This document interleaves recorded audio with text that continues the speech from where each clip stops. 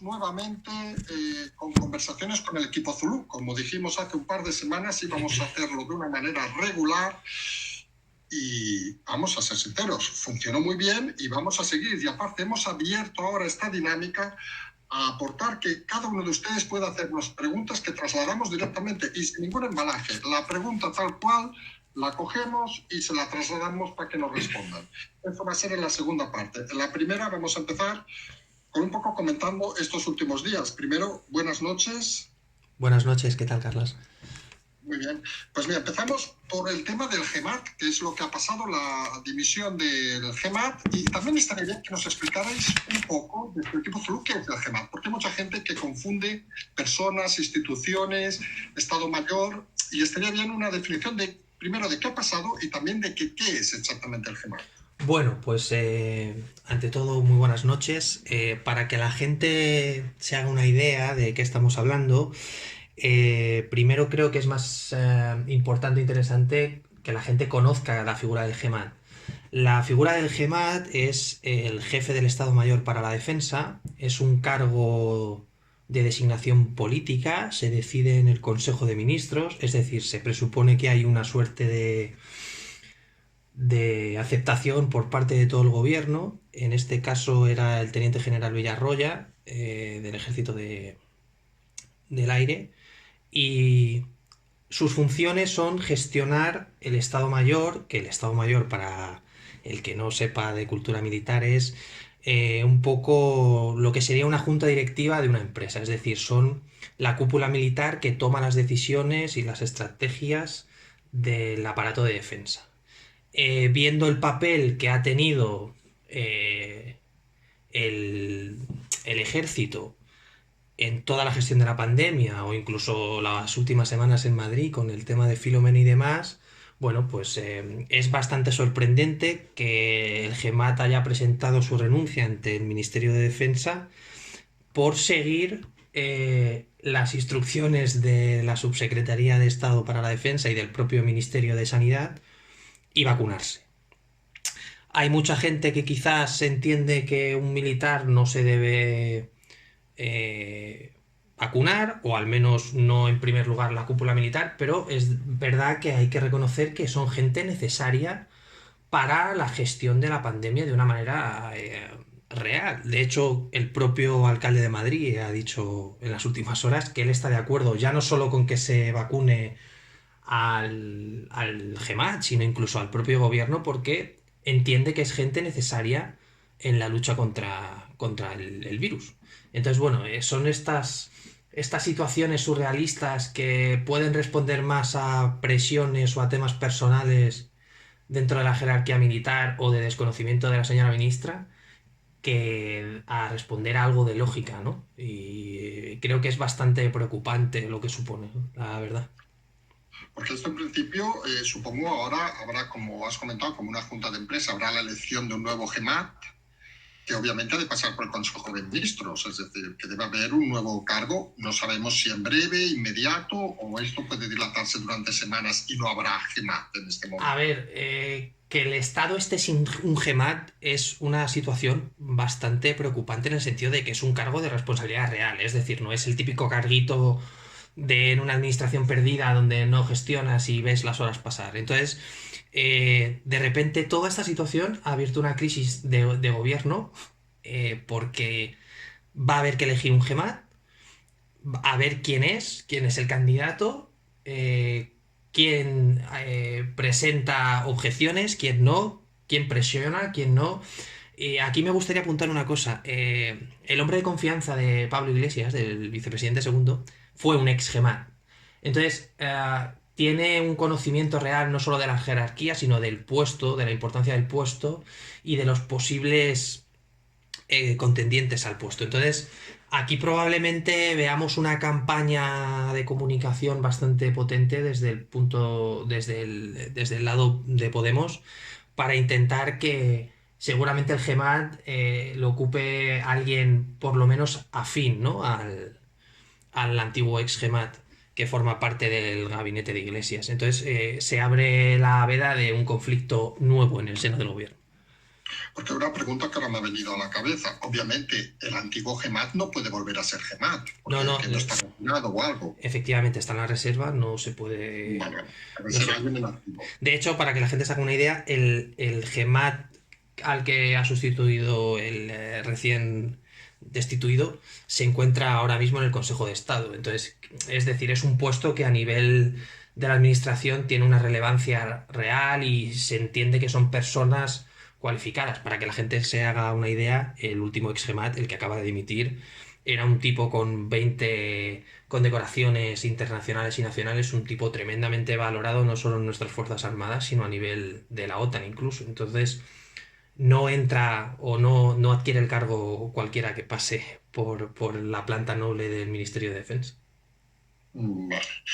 Vamos ahora a un tema que llama siempre el interés, que es esos conflictos en el gobierno que cada vez se están haciendo más públicos. Es decir, ya hemos comentado en el programa muchas veces las disputas entre ministros, Escrivá, Marlaska, Robles, Díaz, pero ahora parece que están saliendo hasta documentos en algunos medios, por ejemplo, esa bronca entre Yolanda Díaz y Escrivá, donde incluso la ministra le decía que yo no soy de Podemos, o esa bronca que incluso se habla de que ya viene de los tiempos judiciales, cuando ambos eran jueces, entre Marlaska y Robles. ¿Qué podemos comentar sobre estos temas? Bueno, sin ánimo de repetir lo que dijo hasta la saciedad el vicepresidente en la entrevista del domingo pasado, es cierto que en un gobierno de coalición hay diferencias e incluso en un gobierno del mismo signo las hay. Entonces, es decir, la gente tiene que entender que un Consejo de Ministros es donde se valoran las políticas y obviamente siempre va a haber algún tipo de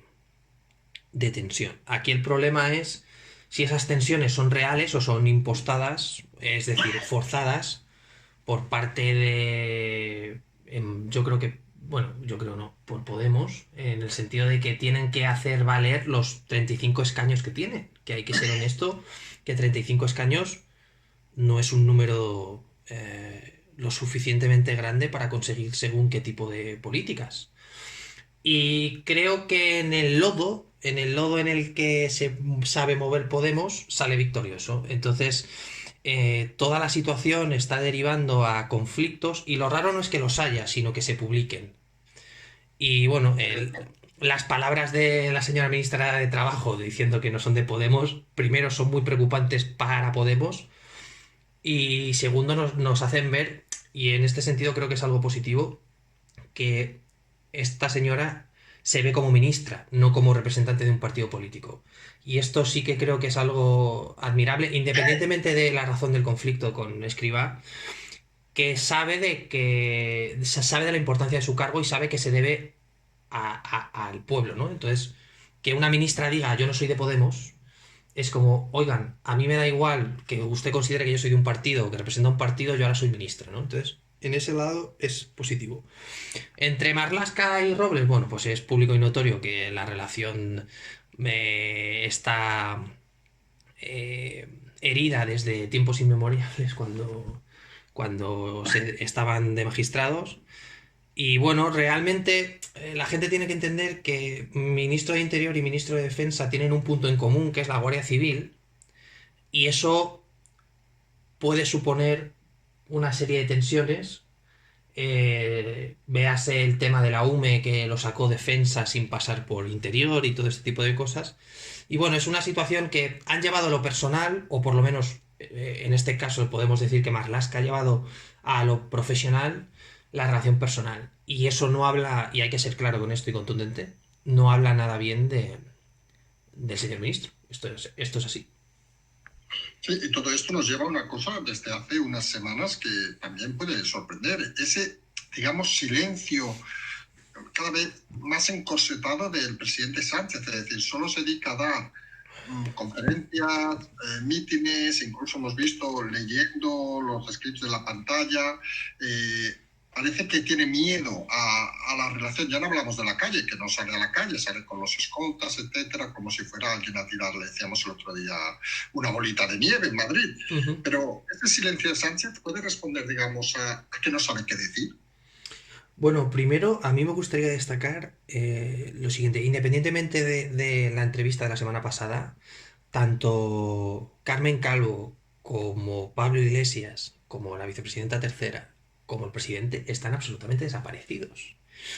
Entonces no es solo la figura del presidente, sino del vicepresidente primero y del vicepresidente segundo en especial. Entonces, yo creo que el silencio de Sánchez responde primero a la campaña electoral en Cataluña.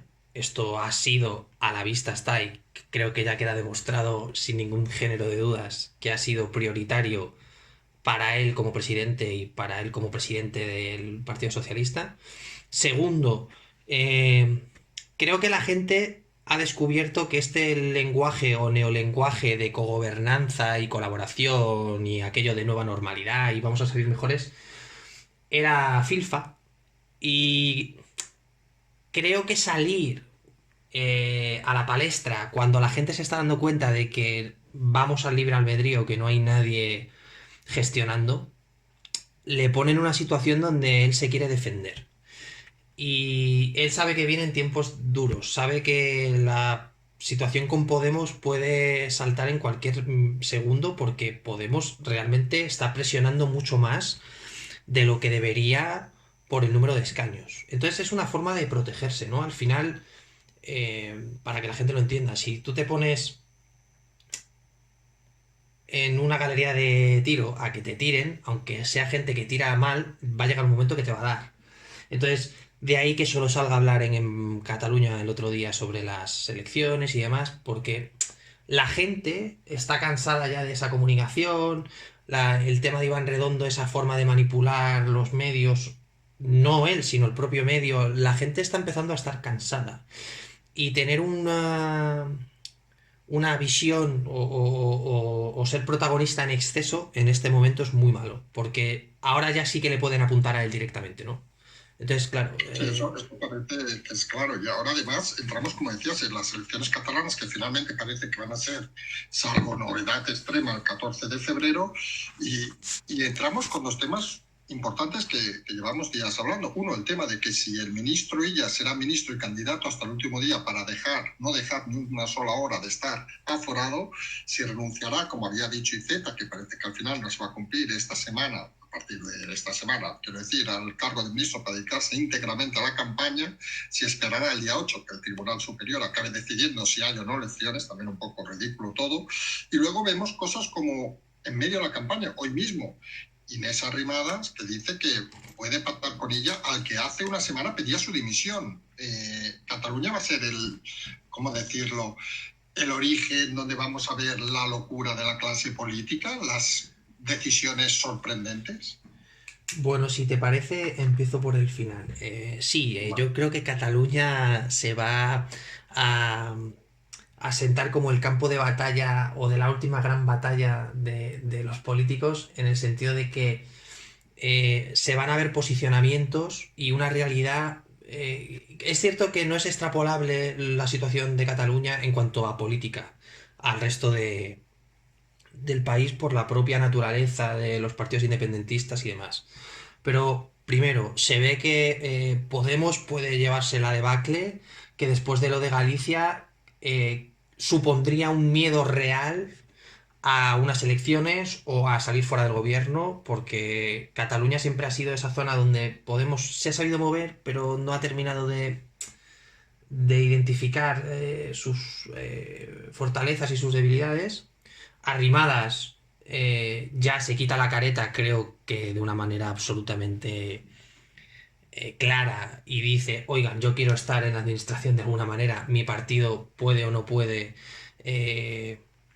tener mucho peso, pero quiere estar, se posiciona claramente del lado del PP, lo que le va a llevar al propio votante de Ciudadanos que no sea afín al PSOE a abandonarlo definitivamente. Y recordemos, y esto creo que es importante, que Ciudadanos venía de conseguir unos escaños en el Parlamento absolutamente escandalosos y ni siquiera intentó alcanzar el poder en Cataluña. Entonces, pasar de eso a casi estar mendigando, oigan, véngase conmigo para poder gobernar, aduciendo excusas como así evitamos el tripartito y demás, bueno, creo que es algo que da mucha pena para el votante de Ciudadanos y que el PSOE seguramente está encantado de poder aprovechar.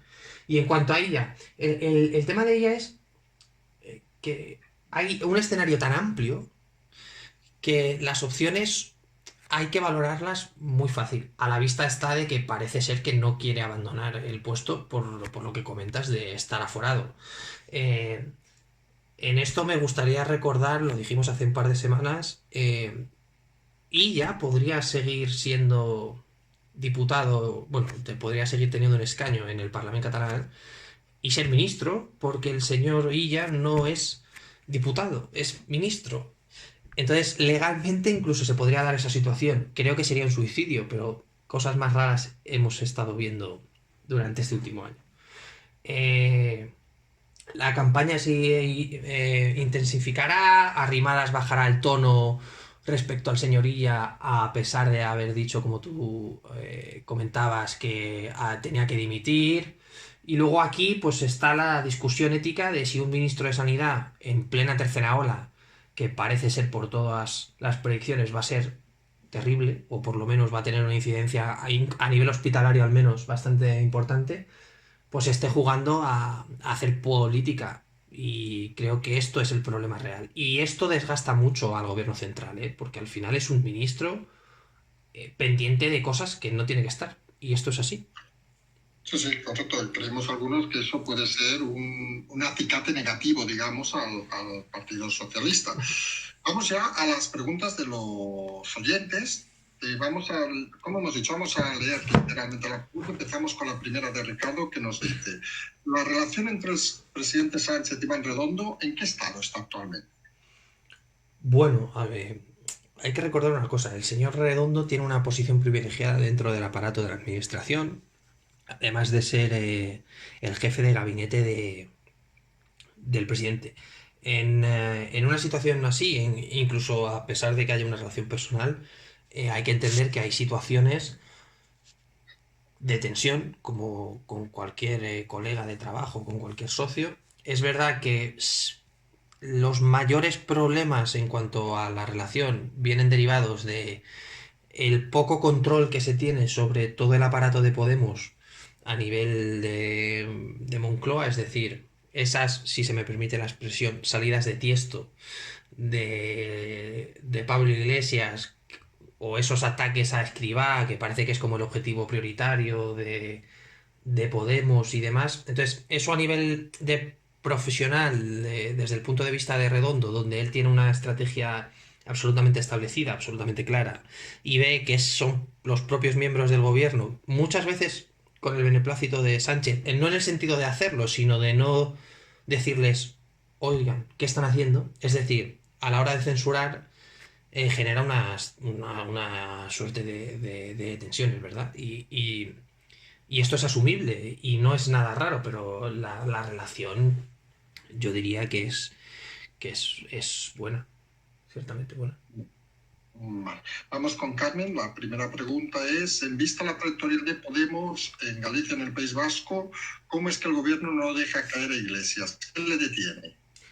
Bueno, aquí, sin ánimo de repetirme, hay una realidad que es un gobierno de coalición, con un partido minoritario que tiene 35 escaños, y el objetivo o el por qué no le deja caer, como utiliza Carmen, es la propia estabilidad la propia estabilidad parlamentaria y del gobierno.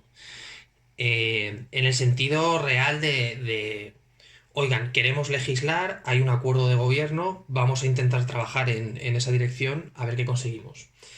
Pero aquí hay que recordar dos cosas. Vuelvo a insistir en que Podemos es un partido de confluencias y aprovecho para recordar lo que mencionabas antes de la ministra de Trabajo, que ella misma dice que no es parte del partido de Podemos porque es de una confluencia gallega, donde, como se menciona en la pregunta, tuvieron unos resultados absolutamente desastrosos.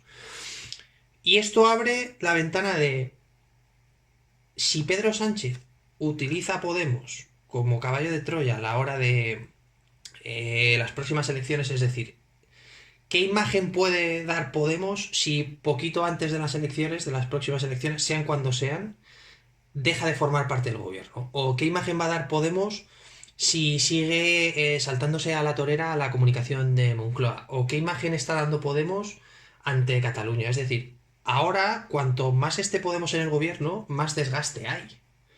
Y al PSOE le beneficia que Podemos se desgaste, porque en el gobierno se desgasta las dos partes, la del Partido Socialista y la de Podemos.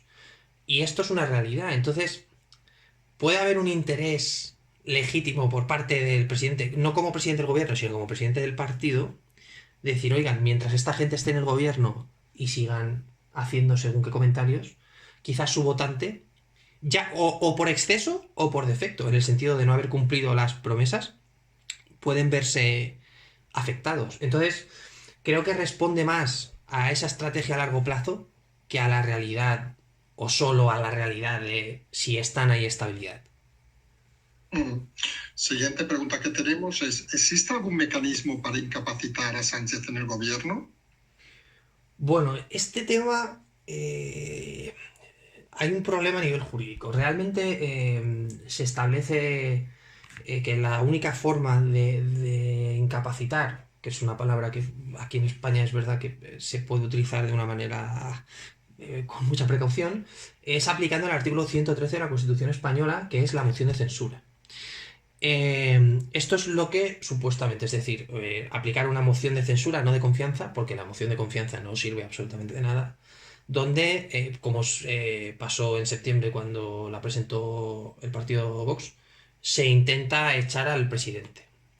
Es verdad que además de esa opción, nos podríamos dirigir a la ley orgánica del Tribunal Constitucional, que la gente no recordará, pero fue la última vez que fue modificada fue en el 2015 por el Partido Popular como forma de combatir las amenazas de Puigdemont de declarar la República Catalana, donde, según el artículo 92.4, se podía suspender, el Tribunal Constitucional podía suspender de funciones a cualquier presidente autonómico o al presidente de gobierno si había una actividad inconstitucional.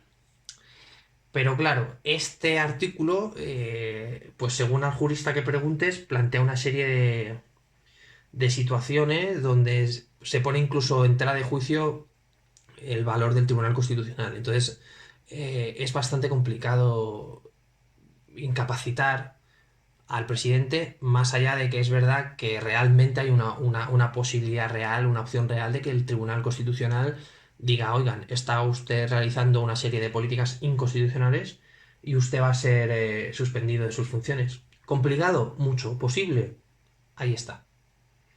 Vale. Siguiente pregunta tenemos, ¿por qué los candidatos de la oposición de Illa, en el caso de Cataluña, no ponen una querella por estar haciendo campaña electoral cuando está aprovechando su cargo como ministro? Un poco nos pregunta Carmen, que dice que, por ejemplo, la distribución de las vacunas que se ha hecho, según parece, según indica ella, a menores a donde gobierna el PP que donde gobierna el Partido Socialista. Bueno, aquí hay dos cuestiones.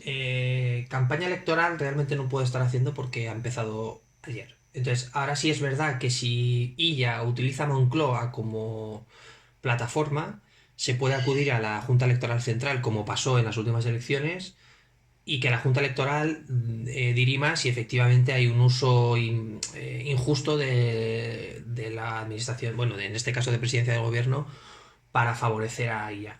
En cuanto a la querella por la decisión de mandar más vacunas o menos vacunas a las comunidades autónomas que gobiernan el PP, primero habría que ver a nivel epidemiológico qué comunidades son más necesarias las vacunas. Es verdad que hablando de Madrid y de Andalucía, como en el caso que se refiere Carmen, parece ser bastante lógico por población, aunque sea por número, que deberían ser un objetivo prioritario, porque recordemos que proporcionalmente no son igual 1000 contagios en Madrid que 1000 contagios en la provincia de Teruel, por un tema de población.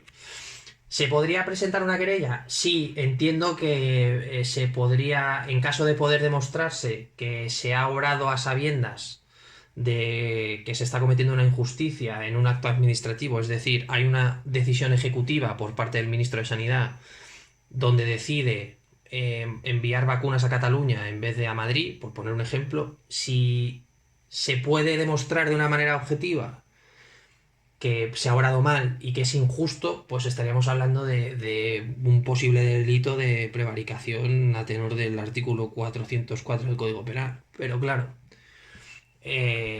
habría que demostrarlo. Entonces, posiblemente pueda ser una opción a tener en cuenta por parte de según qué partidos políticos, ciertamente.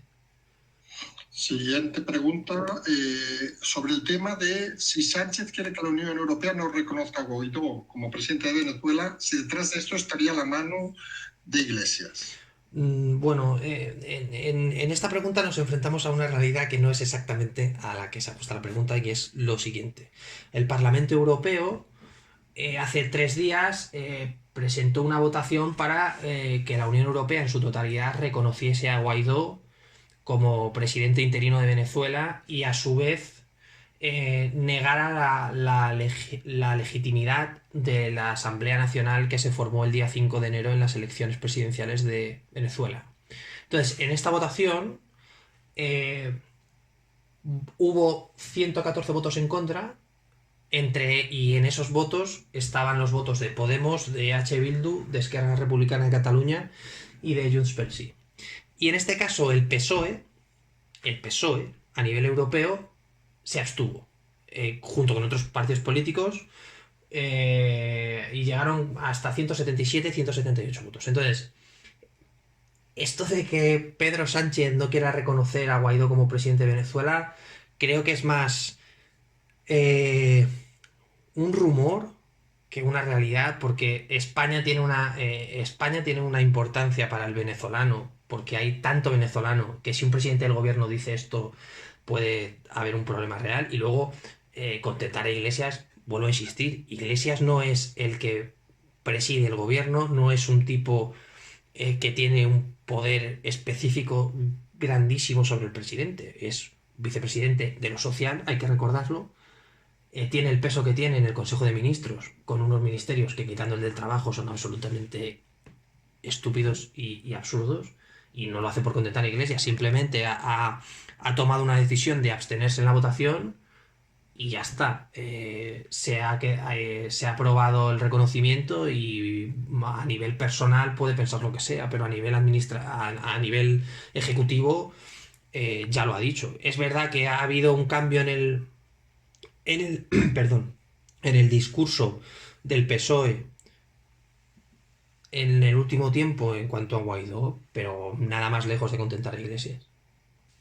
Perfecto. Nos vamos ya a las 3 últimas preguntas. La primera de UC. ¿Puede haber democracia y Estado de Derecho cuando el Tribunal Constitucional es la boca muda que calla las palabras de la Constitución? Vamos, en pocas palabras, que el Tribunal Constitucional tarda lo que no debería tardar en dar respuesta incluso al primer estado de alarma, que según su propio reglamento debería haber contestado en un mes y llevamos casi un año. Sí, efectivamente. El problema exactamente es el que comentas. Democracia y Estado de Derecho hay. Yo entiendo que en los últimos tiempos hay dudas por ciertas decisiones y ciertamente da que pensar si efectivamente se están cumpliendo a nivel legal todas las limitaciones que tiene la propia administración. Creo que el problema del Tribunal Constitucional es el propio Tribunal Constitucional. Es decir, el que se está poniendo en ridículo y el que está quedando en ridículo es el Tribunal Constitucional por decisión del propio Tribunal Constitucional. ¿Que puede haber presiones hacia los magistrados del Partido Socialista?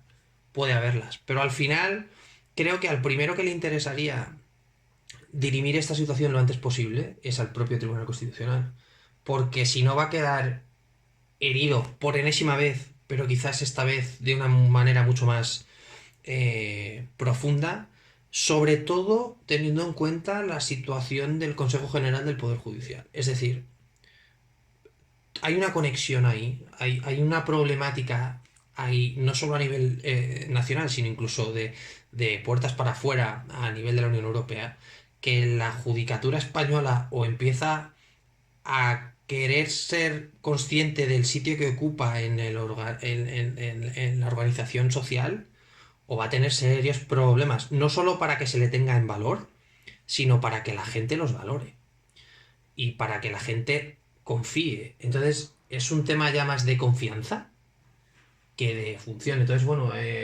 creo que hay que seguir el tema del constitucional porque habrá decisiones en breves, posiblemente. La penúltima pregunta, una pregunta muy concreta. ¿No está este gobierno y principalmente su presidente y vicepresidente segundo conduciendo al país a un escenario donde el capitalismo quedará reservado para las grandes corporaciones y un neocomunismo social, económico, educativo se irá imponiendo a la ciudadanía, siendo la pandemia un elemento acelerador de dicho proceso? Bueno, independientemente de los términos que se utilizan, yo, vamos, me apostaría por decir que lo que está pasando ahora no es una suerte de contubernio mundial para que haya un cambio de democracia en la democracia. Simplemente lo que está viendo, por lo menos en el caso de España, hablo, es de una política de supervivencia donde el objetivo básico es mandar un mensaje a la ciudadanía, que es verdad que se está haciendo a través de unas políticas que seguramente no sean lo suficientemente acertadas, y en el caso español las políticas están siendo un reflejo del programa de gobierno o el acuerdo de gobierno que se estableció hace ahora un año, cuyo objetivo es lanzar un mensaje a la ciudadanía, de nuevo en el largo plazo, para que en las próximas elecciones o al final de la pandemia todo el mundo considere que se le ha protegido de cierta manera o ha habido unos cambios reales, pero la realidad ante estos cambios, la realidad ante estas políticas es, primero, que quizás no pueden implementarse de una manera real, porque se van a presentar recursos de inconstitucionalidad como el que ha anunciado el Partido Popular sobre el tema de los desahucios, y segundo porque cuando pase todo esto o venga un nuevo gobierno, estoy absolutamente convencido de que quedarán absolutamente eliminados del ordenamiento jurídico. Entonces, yo creo que no nos dirigimos a ese escenario que comenta el oyente, pero sí hay una situación que, bueno, que es verdad que responde pues a unos intereses partidistas, y eso hay que reconocerlo. Pues bueno, entramos ya a la última pregunta, que creo que es una pregunta que mucha gente se plantea. Es decir, nos pregunta Miguel como ciudadano, que es un poco que le expliquen, por ejemplo, cuántos ministros se reúnen cada día en la Moncloa, si habitualmente van a la Moncloa, si fichan al entrar y al salir, más o menos un poco el día a día de los ministros en relación con la Moncloa, es decir, si es habitual verlos por allí o no, o a lo mejor hay algunos, me imagino que algunos sí, que no pasan, solo pasan el día del Consejo de Ministros. Un poco esas informaciones visuales, digamos. Bueno, para que la gente tenga una imagen de Moncloa lo más cercana posible a esa realidad, es que Moncloa no es el centro de trabajo de los ministros. ¿Qué quiero decir con esto? Los ministros, su sede de trabajo, su forma de trabajar no es en el Palacio de la Moncloa, es en sus ministerios. Su equipo está en los ministerios, y quizás el ministro que más ha pasado por el Palacio Monclovita ha sido el ministro Illa, que estuvo incluso residiendo en las instalaciones durante la pandemia, porque, como todo el mundo sabe, ha tenido unas apariciones numerosas como portavoz durante la pandemia. El ministro de base, cualquier persona puede comprobar su agenda, y es verdad que las apariciones en Moncloa se suelen limitar simplemente al Consejo de Ministros. Es cierto que en alguna ocasión, hablo en un escenario normal, sin tener en cuenta la pandemia, puede haber alguna reunión por algún tema específico en Moncloa, o ante una crisis como puede ser, por ejemplo, el asunto de Filomena de las últimas semanas, se pueden reunir ciertos ministros en dependencias de Moncloa, en este caso del DSN. Pero en Moncloa no es el centro de trabajo de los ministros. Hay unas estructuras de gestión central en Moncloa, que es lo que soporta el mayor número de recursos humanos de lo que es toda la administración en Moncloa, pero para que la gente haga una idea, un ministro no ficha como puede fichar cualquier funcionario, tiene su agenda, es pública y acude a Moncloa o bien a requerimiento del señor presidente o bien porque es el día del Consejo de Ministros. Eso es más o menos la idea que puede tener la gente del día a día en Palacio. Perfecto. Pues solo queda agradecer nuevamente otro domingo con nosotros las conversaciones al equipo Zulu, agradecer estas explicaciones que siempre son bienvenidas. Nos vamos seguramente a la próxima semana a repetir este programa durante cada domingo y lo mismo que hemos dicho, como siempre decimos, seguimos y agradecemos nuevamente al equipo Zulu su presencia durante la tarde-noche de hoy. Muy bien, un placer, Carlos. Buenas noches. Gracias. Buenas noches. Luego.